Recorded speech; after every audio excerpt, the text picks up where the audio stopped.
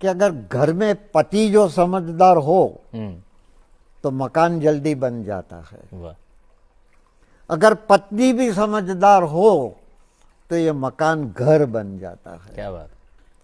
अगर दोनों समझदार हो तो ये घर मंदिर बन जाता है। हाँ, साथ में बच्चे भी हो और बच्चे समझदार हो तो ये घर स्वर्ग बन जाता है। और साथ में दादा दादी नाना नानी भी हो तो ये घर स्वर्ग से सुंदर बन जाता है। क्या बात। આ મને વાક્ય બહુ જ ગમી તો મને થયું કે લાવું કહું। બહુ સારું કર્યું।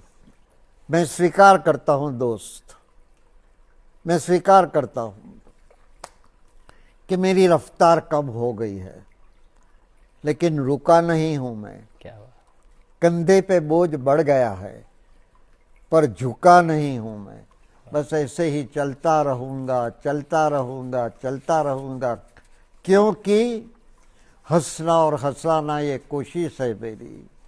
हर कोई खुश रहे ये चाहत है मेरी। मुझे कोई याद करे या ना करे, हर अपने को याद करने की आदत है मेरी। वाह। आमीन। दोस्तों मित्रों, हमेशा रंगમાં રહેજો, રંગીન રહેજો, રંગાયેલા રહેજો, પણ રંગ બદલનારાઓથી દૂર રહેજો। એક વાત કહેવા ગમે છે કે તમે 75 વર્ષના હો ને 75 લાખ કમાયા કે 75 કરોડ કમાયા તો એ તમારી અમીરી નથી। પણ 75 વર્ષે લાકડીના ટેકા વગર 2-3 કિલોમીટર ચાલી શકો તો એ તમારી સાચી અમીરી છે। વાહ। મને કહે છે બધા, મારી પત્ની, મારા મિત્રો, મારા શુભેચ્છકો, મારા બાળકો, યશદીપભાઈ બસ કરો, હવે બહુ થયું, બહુ દોડધામ થઈ ગઈ, હવે 89 વર્ષના થયા, હવે શાંતિથી ઘરમાં બેસો।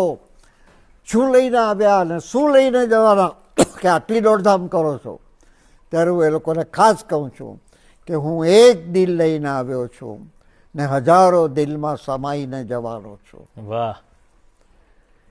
કારણ કે જીવન મંચ પર મારે એવું રોલ કરી જવું છે કે છેલ્લા શ્વાસે મારે વન્સ મોર લઈ જવું છે। હા હા હા।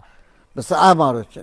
खेलते रहो, जीते रहो, जीतते रहो और भारत का नाम बढ़ाते रहो।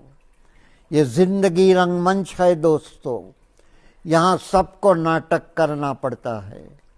यहाँ माचिस की जरूरत नहीं रहती, यहाँ आदमी आदमी से जलता है। इसीलिए मैं कहता हूँ